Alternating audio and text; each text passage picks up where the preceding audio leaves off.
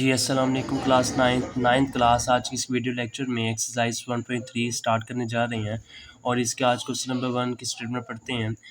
Question number 1 में क्या कहा जा रहा है हमें, द सम करें, the sum of 3 consecutive integers अगर करें, यानी आप अगर 3 कंसेक्यूटिव इंटीजर को प्लस करो और वो इक्वल होता है 42 के, देन फाइंड करें द 3 इंटीजर्स, वो 3 इंटीजर्स फाइंड करो जिनको प्लस करके आपके पास 42 बने और ये सीक्वेंस आगे चलता जाए।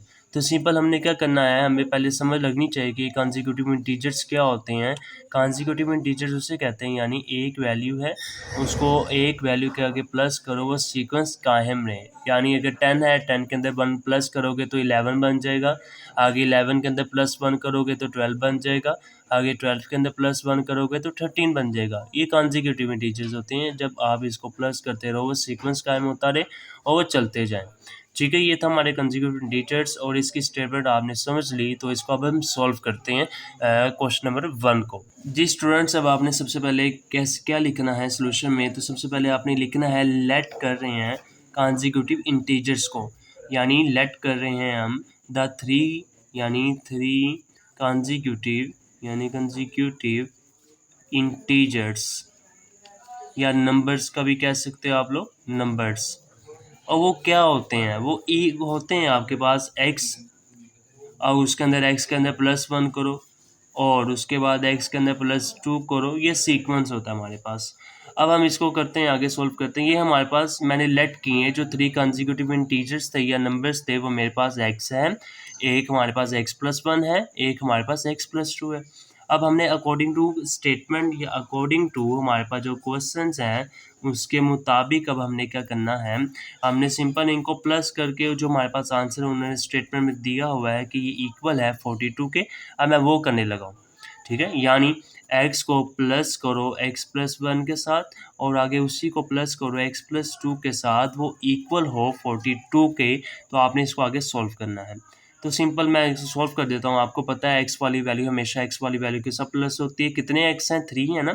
तो सिंपल इनको प्लस करोगे तो आपके पास आंसर आएगा कि 3x इक्वल है +3, और रियल नंबर्स भी तो है ना, 3x तो है और आगे 1 और 2 है, उनको प्लस करेंगे तो 3 बनेगा, 3 है और आगे 42 है, यानी ये हमारे पास एक वैल्यू बनेगी, इक्वेशन बनेगी। और आपको पता है यहाँ पे हमेशा रियल नंबर के साथ ही प्लस माइनस होते हैं और x वाली वैल्यू हमेशा x वाली वैल्यू के साथ ही प्लस माइनस होती है। तो सिंपल 3x यहाँ पे लिखूंगा इक्वल 42, यहाँ पे +3 था, उधर जाके -3 बना देंगे। आगे 3x इक्वल 42 में से अगर -3 करें तो हमारे पास आंसर आता है 39। और अब यहाँ पे आपस में मल्टीप्लाई हो रहे हैं तो सिंपल उधर जाके डिवाइड कर देंगे, यानी राइट हैंड साइड पे जाके डिवाइड कर देंगे। x इक्वल आ गया 39/3 के। अब ये हमारे पास वैल्यू तो आ गई, अब इसका तो फाइनल आंसर तो नहीं निकला ना, हमने कंसेक्यूटिव इंटीजर्स निकालने हैं, फ्रैक्शन नंबर्स नहीं। तो हम क्या करेंगे, कैंसिल आउट करेंगे, 3 1 ज़ा 3 और 3 3 ज़ा 9, इज़ द फाइनल आंसर हमारे पास आएगा 13। ये था हमारे पास x का आंसर। अगर मैं x के अंदर +1 करूँ और अगर हमारे पास x क्या आया था 13, अगर मैं 13 के अंदर +1 करूँ तो मेरे पास तो 14 बन जाएगा ना। तो हमने कंसेक्यूटिव इंटीजर्स भी फाइंड करना था। अब मैं वो चीज़ आपको जो हमें स्टेटमेंट में कहा गया था वो करते हैं फाइंड। पहला यानी फर्स्ट नंबर क्या आया हमारे पास x का, यानी 13 आया। फर्स्ट नंबर हमारे पास आंसर का 13 आया, वो फिक्स है। आगे सेकंड नंबर अब कैसे फाइंड करेंगे, सेकंड नंबर फाइंड करने का एक तरीका है, 3 के अंदर +1 कर दो, आपके पास सेकंड नंबर आ जाएगा। अब थर्ड भी नंबर फाइंड करना था, थर्ड लिख देते हैं। थर्ड नंबर इक्वल है 13, उसी x वाली वैल्यू के साथ प्लस कर दो 2 को और आंसर आए 15। अब आपको पता चल रहा है ये सीक्वेंस बन रहा है हमारे पास बच्चे, यानी 13 14 और 15, ये हमारे पास सीक्वेंस बन चुका। यानी क्वेश्चन नंबर 1 में बस हमें ये चीज़ बताई गई थी कि आप 3 कंसेक्यूटिव इंटीजर्स को अगर प्लस करो 40 तो वो इक्वल आएगा 42 के, और आगे इसको इक्वेशन के ज़रिए सॉल्व करो तो आपके पास कंसेक्यूटिव इंटीजर्स निकलने चाहिए। ठीक है। तो मैंने क्या किया, सबसे पहले लेट कर लिया, लेट करने से एक्स भी लेट किया मैंने, उसके अंदर एक प्लस किया, 2 प्लस किया, वही आंसर सीक्वेंस बनना चाहिए बस, और कुछ भी नहीं था। ये था हमारे पास क्वेश्चन नंबर 1 कंप्लीट सॉल्व कर लिया। अब हम बढ़ते हैं अपने क्वेश्चन नंबर 2 की जानिब। जी स्टूडेंट्स, ये है हमारे पास क्वेश्चन नंबर 2। आपके सामने मैंने इसको राइट कर दिया और कुछ इंपॉर्टेंट चीज़ें भी मैंने पहले से ही लिख दी हैं। अब इसके अंदर सबसे पहले हमने इसकी स्टेटमेंट को समझना है।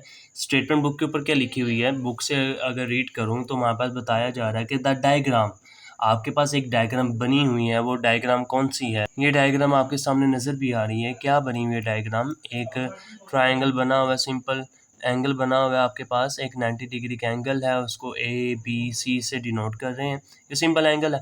मैं आपको इसको इजी वर्डिंग में समझाते हूँ। तो ये सारी स्टेटमेंट क्वेश्चन नंबर 2 की हमारे पास गिवन है area of angle A B C का, यानी area of angle A B C की कितना एरिया है।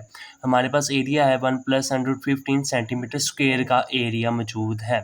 और लेंथ ऑफ ए सी क्या है, हमारे पास लेंथ गिवन है ए से लेकर सी तक गिवन है √3 + √5, लेकिन लेंथ ऑफ ए बी यानी लेंथ ऑफ ए और बी तक कुछ गिवन नहीं है, तो आपने इसको फाइंड करना है।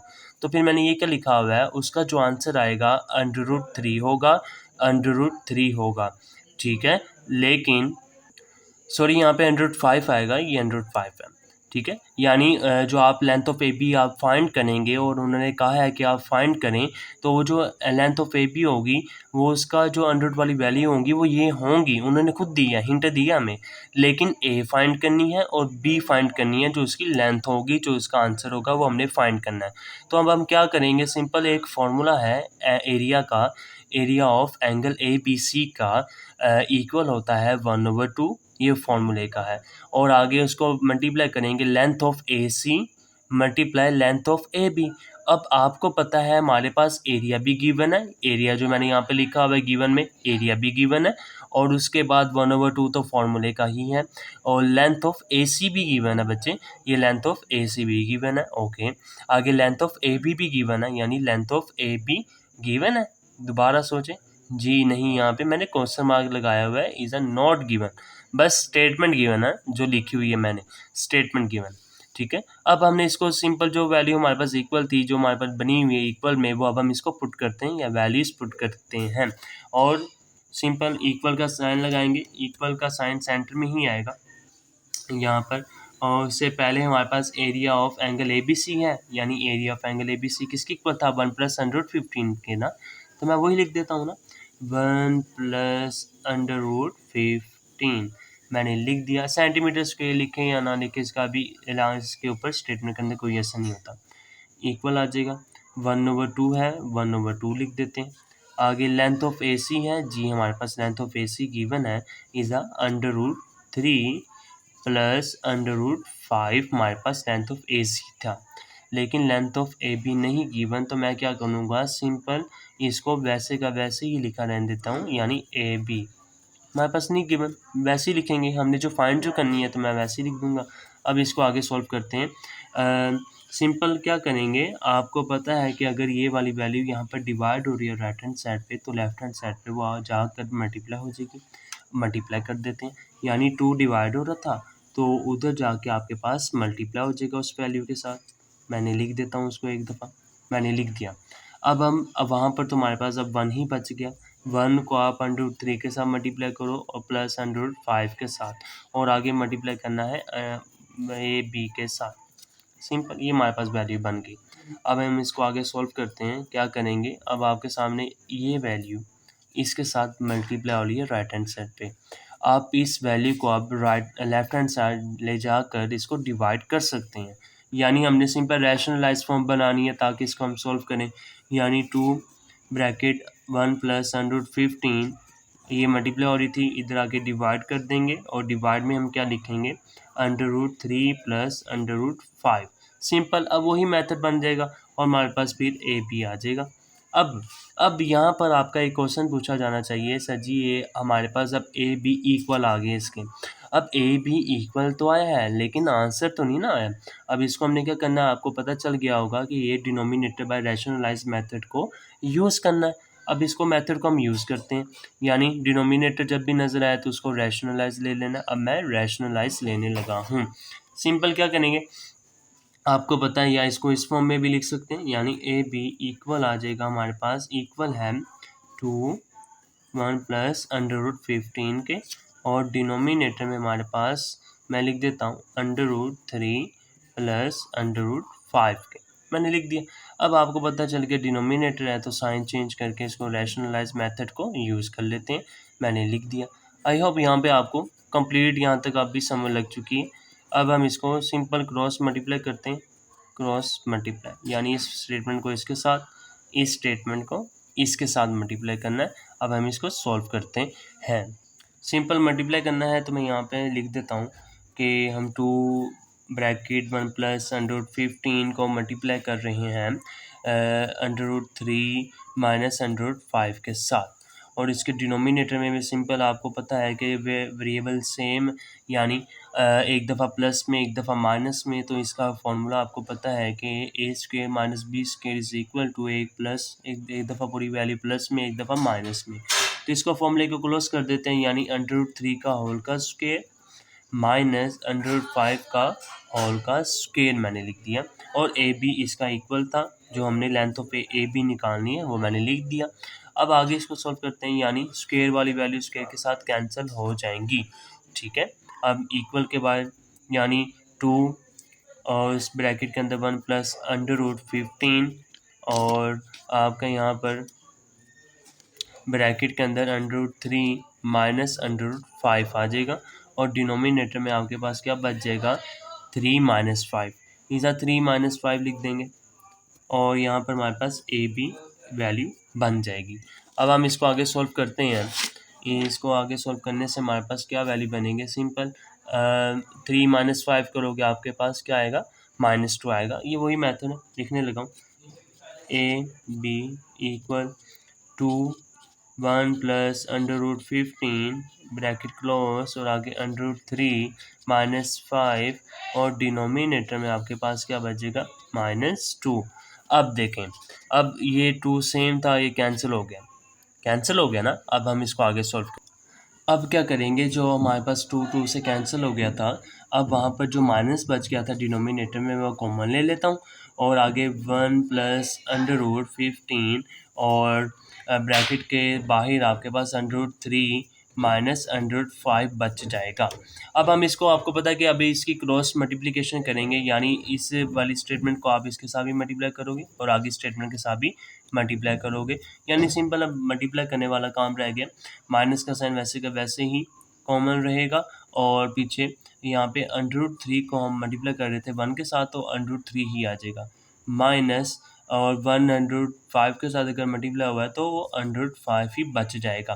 कैसे किया, 1 multiply by under root 3 is under root 3, आगे माइनस का साइन था माइनस आ गया, 1 under root 5 sir is under root 5, आगे प्लस का साइन, यानी अब हम इसको इसके साथ मल्टीप्लाई करते हैं, under root 15 multiply under root 3, आगे माइनस का साइन है, माइनस का sign, under root 15 multiply under root 5 bracket close, ठीक है। अब आगे सॉल्व करते हैं, माइनस का sign, under root 3 minus under root 5 as it is, और आगे प्लस, अब अंडर रूट 15 5 सॉरी, अब इसका आपको एक चीज़ बताता हूँ, अंडर रूट 15 का अगर आप एलसीएम लें, यानी सिंपल एक स्टेप और कर लेते हैं, यानी हमने अब अंडर रूट को, ये देखें अंडर रूट इसके ऊपर भी है, अंडर रूट इसके ऊपर भी है, तो आपको पता है कि अंडर रूट वाली वैल्यू हमेशा आपस में प्लस माइनस या मल्टीप्लाई होती है, तो आप इनको प्लस माइनस मल्टीप्लाई कर दें, ये मेरे पास वैल्यू बन जाएगी। अब आगे माइनस, इसको भी इसी तरह से एज इट इज़ कर देंगे, यानी 15 मल्टीप्लाई बाय 5, और ये ब्रैकेट क्लोज होगी मेरे पास। अब हम क्या करेंगे, सिंपल माइनस का साइन वैसे का वैसे ही, आगे अंडर रूट 3 भी वैसे ही एज इट इज़, ये पूरी की पूरी वैल्यू वैसे की वैसे रहेगी, प्लस का साइन एज इट इज़, और आगे 15 को मल्टीप्लाई कर दो 3 के साथ, तो इसका आंसर आपके पास आता है 45, ओके। आगे माइनस है, अब आपने 15 को मल्टीप्लाई कर देना है 5 के साथ, और उसका आंसर आएगा आपके पास 75, ठीक है, और ब्रैकेट क्लोज हो जाएगी। अब आपने सिंपल इनका बड़ी वैल्यू का एलसीएम ले लो, जो बनता है हमारे पास माइनस कॉमन, और आगे under root 3 minus under root 5 as it is वैसे का वैसे ही, प्लस का साइन वैसे का वैसे ही, और आगे अंडर रूट 45 का अगर एलसीएम लिया जाए तो हमारे पास आएगा 5 मल्टीप्लाई 3 की पावर 2, मैंने लिख दी। आगे माइनस है अंडर रूट 75 का अगर एलसीएम लिया जाए तो 5 की पावर 2 आती है मल्टीप्लाई 3 की पावर 1 बच जाएगी। तो यहाँ तक हमारा सॉर्ट आउट हो चुका है। अब आगे करते हैं। इक्वल का sign minus common under root 3 minus under root 5 as it is, वो स्टेटमेंट वैसे की वैसे चली आ रही है, उसको भी चेंज भी नहीं करना, एलसीएम भी नहीं ले सकते, उसका कुछ कर नहीं सकते। अब आगे देखें। अब हमने आगे का करना है जो ये देखें। अब आपको पता है कि अंडर रूट 5 यानी जो दोनों वैल्यूज़ लिखी हुई हैं हम इसको सेपरेट भी कर सकते हैं। क्या मैंने इसको इस तरह से लिख सकता हूँ? जी एग्जैक्टली मैं इस तरह से लिख सकता हूँ। मैंने अंडर रूट को ओपन कर दिया, दोनों के ऊपर आ गया। माइनस इसको भी ओपन कर दो, ये भी दोनों के ऊपर आ जाएगा। अब आपको समझ लग चुकी होगी मैं क्या समझाना चाहता हूँ। ये 2 अंडर रूट के साथ कैंसिल हो जाएंगे, तो पीछे क्या बच जाएगा हमारे पास? इक्वल का साइन माइनस 3 अंडर रूट वाला माइनस 5 और आगे प्लस 3 अंडर रूट 5 आगे minus 5 under root 3। I hope ये आपको यहाँ तक समझ लग चुकी है। अब हम इसको आगे सॉल्व करते हैं। जी स्टूडेंट्स, अब हम अपनी ब्रैकेट्स को अब ओपन करते हैं। ओपन करने से क्या होगा, जब भी आप ब्रैकेट के बाहर नेगेटिव साइन को देखें तो यानी जब ब्रैकेट ओपन करोगे तो अंदर के साइन टोटल चेंज हो जाएंगे। Minus under root 3 bracket open करने से तो अंदर का sign under root plus under root 5 बन गया। आगे माइनस 3 अंडर रूट 5 और आगे भी प्लस 5 अंडर रूट 3 बन जाएगा। जहाँ जहाँ माइनस था वहाँ वहाँ प्लस होता जाएगा, सिंपल जहाँ प्लस था वहाँ पे माइनस होता जाएगा। अब हम क्या करेंगे, यहाँ पर अब आपके पास पेयर बन जाएंगे। पेयर किस चीज़ के? अब आपको यहाँ पे अंडर रूट 3 नज़र आ रहा है और ये अंडर रूट 3 नज़र आ रहा है, यानी इसके साथ 5 है लेकिन इसके साथ तो कुछ नहीं है, यानी इसके साथ 1 है। अगर मैं इन दोनों को अगर कॉमन बनाऊँ तो मेरे पास यहाँ पर आ जाएगा -1 प्लस 5 जो हमारे पास वैल्यू बनती है, और कॉमन लिया मैंने और 103 कॉमन आ गया। ठीक है, आगे प्लस करो, प्लस करेंगे तो यहाँ पर हमारे पास 5 था, 5 देखेंगे और आगे। अब आगे देखेंगे यहाँ पर क्या चीज़ कॉमन आती है, 5 कॉमन आया और -3 कॉमन आया और पीछे का बच गया अंडर रूट 5। यानी हमने क्या किया, सिंपल अंडर रूट 3 वाली वैल्यू को आपस में देखा और अंडर रूट 5 वाली वैल्यू को आपस में देखा, यानी इन दोनों को आपस में देखा और इन दोनों को आपस में देख के हमने अरेंज कर लिया। यानी ये दोनों अंडर रूट 5 थे तो अंडर रूट 5 लिख दिया, और यहाँ पर 1 था और यहाँ पे 3 था, तो सिंपल हमने क्या किया, सिंपल जो वैल्यू सेम थी उसको हमने सिंप्लीफाई किया। और आपके सामने मैंने एक स्टेटमेंट और इजाफी लिख दी है ये सीक्वेंस बनाने के लिए। जो जो मैं यहाँ पे सीक्वेंस वाइज लिखता जा रहा हूँ बस आप उसको नोट करते जाएँ और समझते जाएँ। अब हमने क्या करना है, इसको अब हमने प्लस माइनस करके फाइनल आंसर निकाल लेना है, यानी -1 + 5 करेंगे तो हमारे पास क्या आंसर आएगा, 4 अंडर रूट 3 और आगे प्लस कर दो इन 5 - 3 करेंगे तो हमारे पास क्या आएगा, 2 अंडर रूट 5। मैंने क्या कहा था, हमारे पास गिवन था ए बी की जो हमारे पास लेंथ थी उसके ए की जगह हमने 4 लिख देना है और बी की जगह 2 लिख देना है, और ये जो हमारे पास वैल्यू गिवन थी अंडर रूट 3 और अंडर रूट 5 ये हिंट दिया हुआ था। ये था हमारे पास क्वेश्चन नंबर 1 का सॉरी एक्सरसाइज 1.3 का क्वेश्चन नंबर हमारे पास सेकंड। ये कंप्लीट है, ये एक पेज है और ये इससे पहले का कंप्लीट सॉल्व हुआ है। हमारे पास जो वैल्यू गिवन थी और उसके बाद जो हमने फॉर्मूला पुट किया था ये कंप्लीट हमारे पास सॉल्व हुआ है। ठीक है, और ये हमारे पास इसका रिमेनिंग पार्ट। अब हम